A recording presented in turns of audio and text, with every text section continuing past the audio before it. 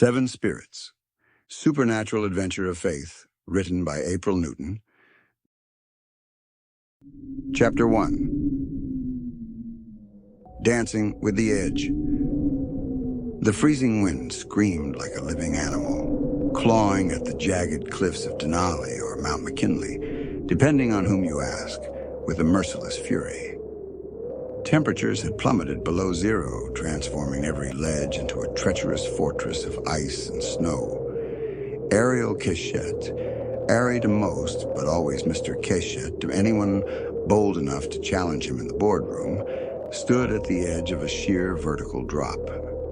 Strapped to his harness was a rope unlike any other, forged from proprietary synthetic fibers and alloy filaments, marketed as unbreakable.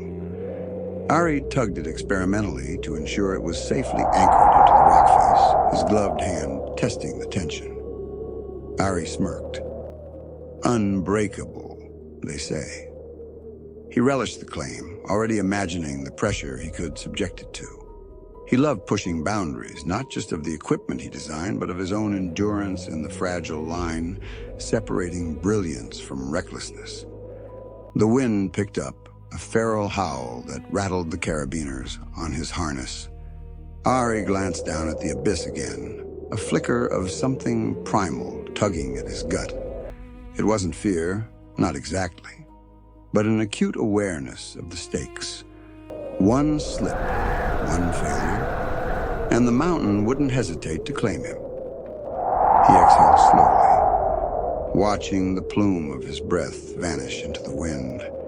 He tightened his grip on the rope. This wasn't about survival. Ari wasn't here to survive. He was here to conquer. Survival was for those who sought safety.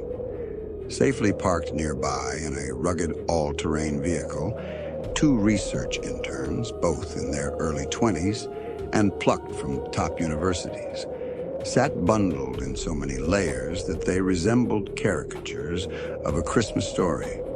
They watched through frost-kissed windows. Jacob and Emily, typical Gen Z new hires, never expected that field testing would require leaving their comfortable work-from-home setups. They anticipated climate-controlled labs, not epic ice vistas. Instead of streaming playlists in hoodies and sweatpants, they were dressed in layers of high-tech insulation, appearing like Arctic explorers. Huddling near the heater, they secretly longed to treat themselves to a fruity, popping boba. Mr. Keshet, sir. Jacob's voice crackled through Ari's earpiece, betraying a note of panic. Under a beanie that barely tamed his lanky hair and behind a scarf that covered half his face, Jacob tapped nervously at his smartphone, as if hoping to scroll this nightmare away. Shouldn't we test this back at the lab with, controlled variables? Next to him, Emily, petite and swaddled in puffy layers that made her resemble a penguin girdled in bubble wrap, nodded vigorously. Dyed blue hair peeked from under her fur-lined hood, and fogged glasses slipped down her nose. Her tablet trembled in her gloved hands, the cold biting through no matter how many layers she wore. Yes, controlled variables. Indoors, with heat. This is insane. Sir, you're on a ledge that's literally crumbling. Ari smiled, though his voice remained calm over the comlink. Controlled variables don't tell you the truth, he said, voice smooth and confident. Real truth comes from pushing limits. No simulations, no safety nets, no second chances. Out here, we find what's real. He tested the rope again, enjoying the tension, a prideful gleam in his eye.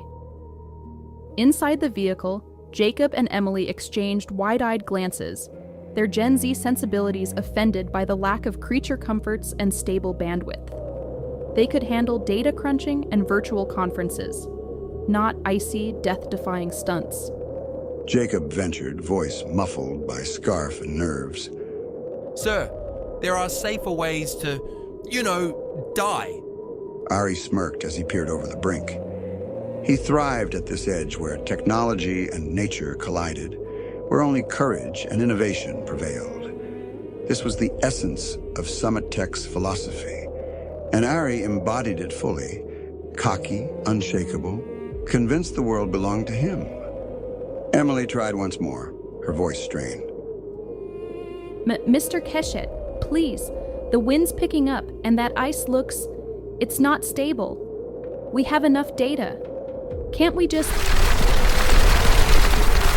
Sudden, splintering crack echoed from above. Jacob and Emily froze inside the vehicle, breath catching in their throats. Through the windshield, they saw it, a massive slab of ice shearing off the cliff face, tumbling straight toward the narrow ledge on which Ari stood. Neither of them spoke. Their hands clenched anything solid in a useless instinct, eyes locked on the unfolding disaster. As the ice crashed into the ledge near Ari, the stone gave way beneath him in a roar of breaking ice. Debris plunged into the void. For a split second, he disappeared. Jacob's voice shot up several octaves. Oh, God! Oh, God! Emily's eyes widened behind fogged glasses. The rope snapped taut, swinging violently. The intern sat frozen. An eerie silence lingered for what felt like an eternity. Crackling through the comms, Rope's good. Held perfectly. Ari remarked, as calm as if he were adjusting his shoelaces.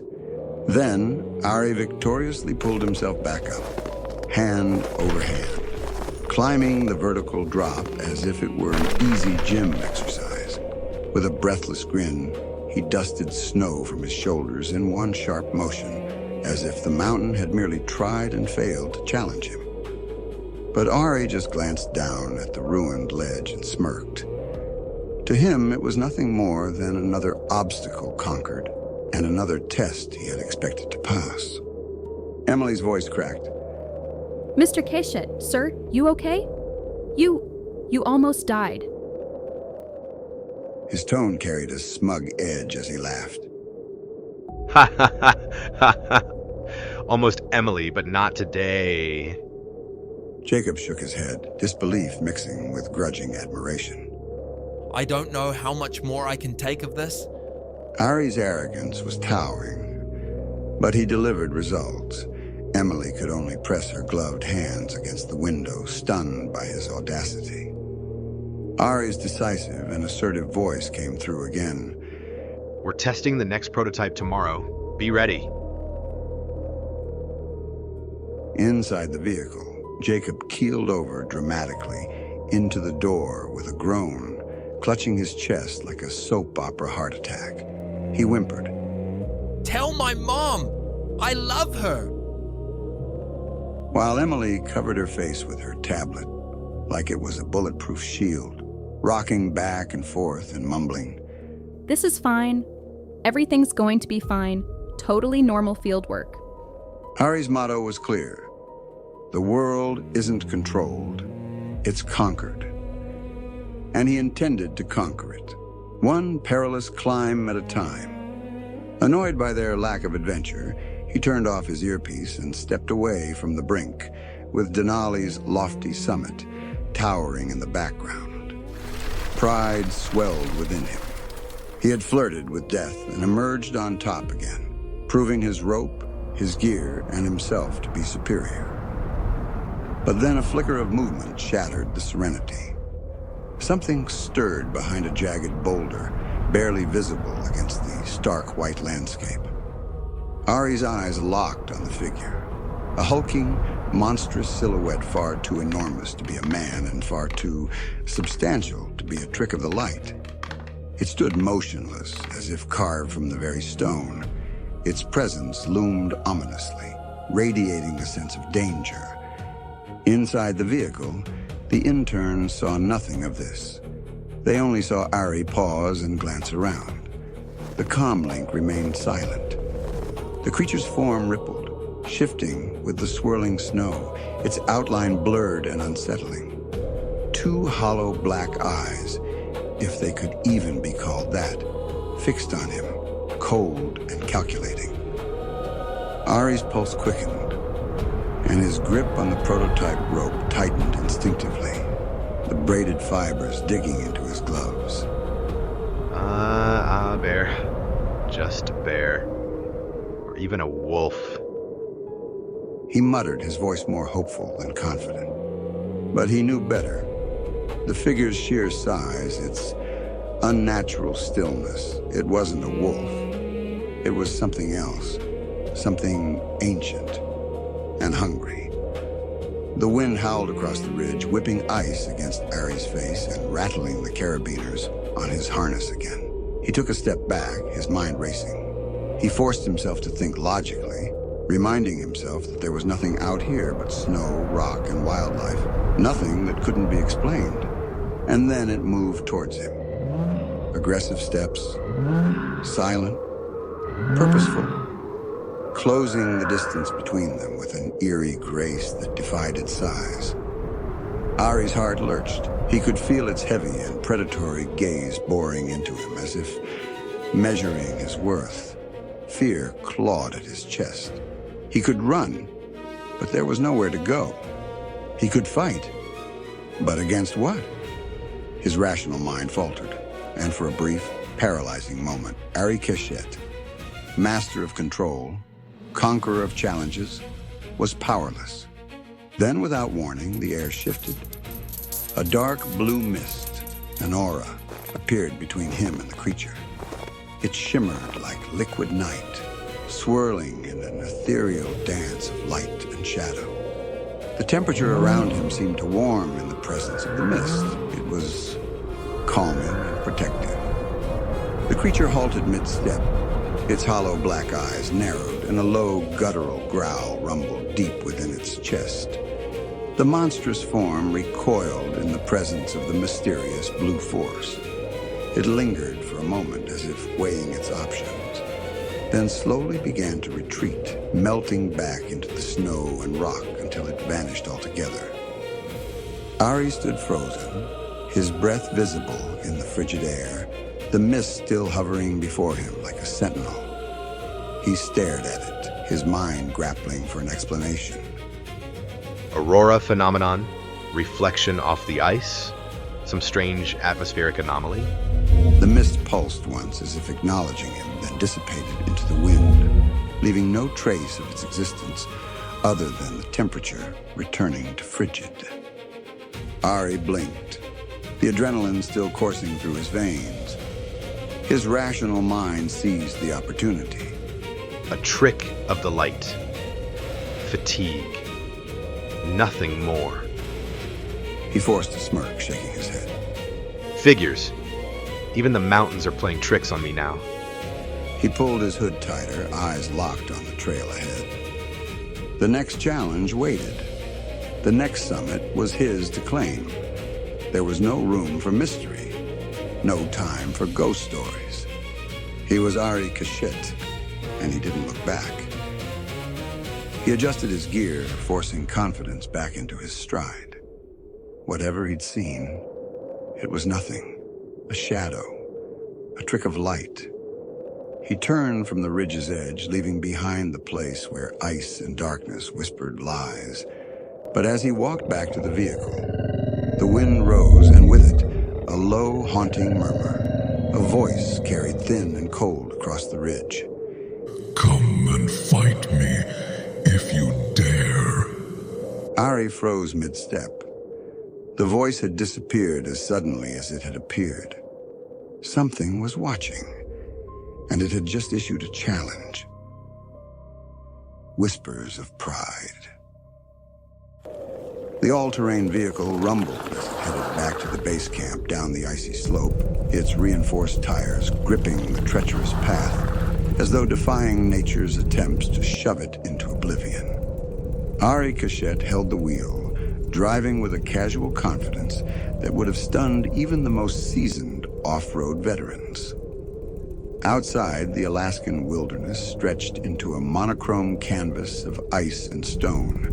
Inside, the heater hummed, keeping the small cabin slightly warm, but not easing the tension that chilled the air.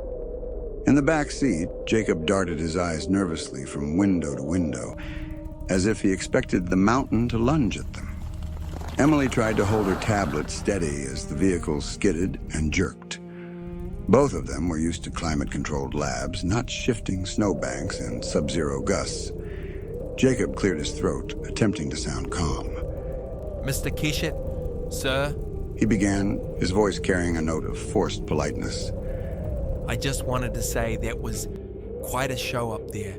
You really knew how to handle yourself on that ledge. He looked sideways at Emily, who nodded encouragingly as if they'd rehearsed this show of respect.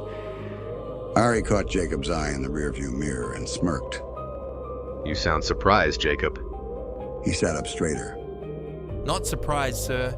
Just impressed. Not many company CEOs would even attempt to test a prototype line in those conditions. Ari's tone was matter-of-fact yet prideful, as if daring the world to challenge him. Most people aren't like me. Emily chimed in, her voice quieter but steady. It's not every day you see a billionaire risking his life on a frozen cliff, sir. We're not really used to that kind of approach. Ari shrugged, the gesture casual. That's the difference between leaders and followers. Leaders don't wait for perfect conditions. They create them. In the back seat, the interns exchanged a look. They had read about Ari's reputation, how he demanded excellence and didn't tolerate excuses. Witnessing it firsthand in the relentless wilderness truly illuminated the reality behind his legend. They had expected a visionary strategist, not a man who danced with death as if it were a polite partner at a corporate gala. The vehicle hit a patch of ice, jolting them sideways. Jacob's grip on the door handle tightened, and Emily clutched her tablet desperately. Ari didn't flinch, navigating the treacherous path like it was a city street. You two look like you've seen a ghost, Ari said with amusement in his tone. Jacob forced a laugh, though the words wobbled on the way out. Just not used to this kind of terrain, sir. What he didn't say was that back in the lab, the ground didn't crumble under your feet. The snacks and coffee were endless, and the only thing howling was Emily when the Wi-Fi lagged. Ari replied evenly. Lab work doesn't change the world. Field work does. Remember that. Yes, Sir, They said in unison, swallowing any further comment. As the vehicle rounded a final bend, Summit Tech's base camp emerged. Rows of modular structures glowing with warm light against the Alaskan sky. The camp's orderly presence promised civilization and safety, a beacon after the mountain's brutal test. Ari parked near the main office and stepped out. The cold snapped at him, but he moved with easy confidence. Behind him, Jacob and Emily fumbled out of the vehicle. Wrapped in their layers, they resembled a pair of overstuffed astronauts trying to navigate a foreign planet. Jacob waddled, arms stiff at his side, his beanie slipping.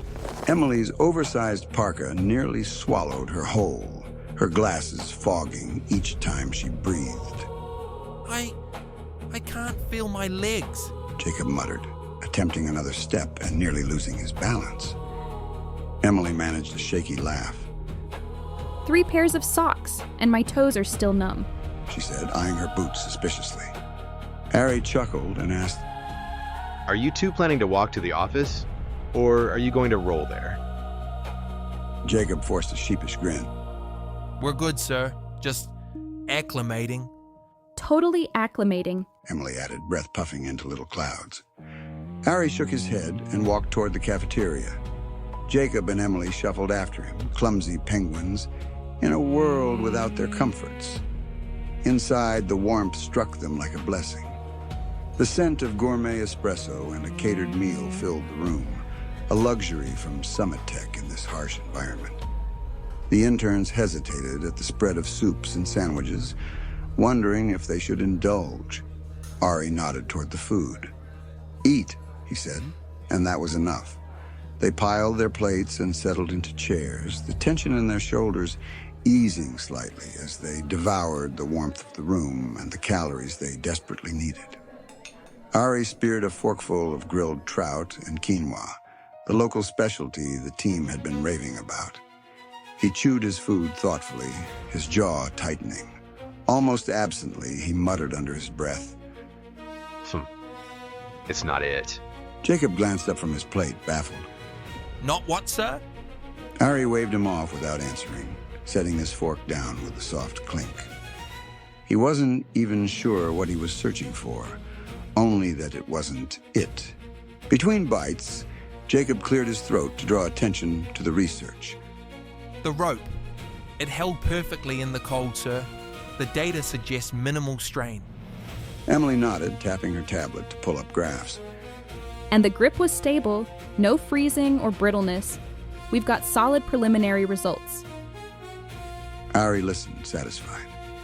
Their voices carried respect laced with awe, and he basked in it. After a while, he rose. Good work. Keep compiling the data. I'll review it later. Yes, sir. Yes, sir. They replied. As he stepped out, they watched him go, relief and admiration mingling in their eyes. Their boss was indeed everything the rumors claimed. Brilliant, fearless, and undeniably prideful. Ari walked to his private office, closing the door with a quiet click. The lively hum of conversation outside dissolved, replaced by the whisper of the heater. The space exuded understated power, minimalist decor, rich dark wood paneling, and a sleek mahogany desk polished to a mirror finish. Behind the desk, framed photos of him climbing during his latest mountain triumph showcased his relentless ambition and spirit, a vibrant declaration of who he is. No matter the wilderness he conquered beyond these walls, this office was his domain, an empire he believed he had built, one calculated risk at a time. He loosened his jacket and pulled out his phone. Within moments, a video call connected, and Eleanor Miller's face appeared on the screen. Her light green eyes, filled with warmth, met his gaze. The fireplace at her apartment danced behind her, softening the shadows. Ari, it's great to see you. How's Alaska? She greeted him, her voice gentle and caring. Cold, but you know me. I always manage it. He said, smirking. Her eyes searched his through the screen, finding humor and perhaps something else, an edge. You always say that. Because it's always true. He teased, leaning into the chair, with a confidence that never seemed to waver. You know who you're talking to. She laughed softly, her presence a balm he wouldn't openly admit he needed. Ari Keshet, conqueror of mountains, fearless adventurer, CEO extraordinaire. Did I miss anything? He pretended to think, raising an eyebrow. Exceptionally handsome. She rolled her eyes, smiling. Exceptionally modest, too. Modesty is overrated, He said lightly. Though the words carried a truth about his worldview, he thrived on pride. He leaned closer. Do you miss me? Yes, I miss you. She said, her smile gentle, but her gaze serious. Feels like you've been gone forever. Only a couple of weeks. He replied, dismissing the weight of time. Yet he knew a few weeks felt longer out here in cold Alaska. 2 weeks too long. Just be careful and remember, I'm praying for you. In his mind, another voice stirred, smooth and seductive. The voice of Stolz, the whisperer who had always propelled him forward. You don't need prayers. You need only yourself. Stolz said this without a sound, shaping Ari's thoughts. Ari forced a smile at Eleanor. Prayers always appreciated. He lied smoothly. In truth, he considered faith a distraction, something Stolz had taught him to view as a weakness.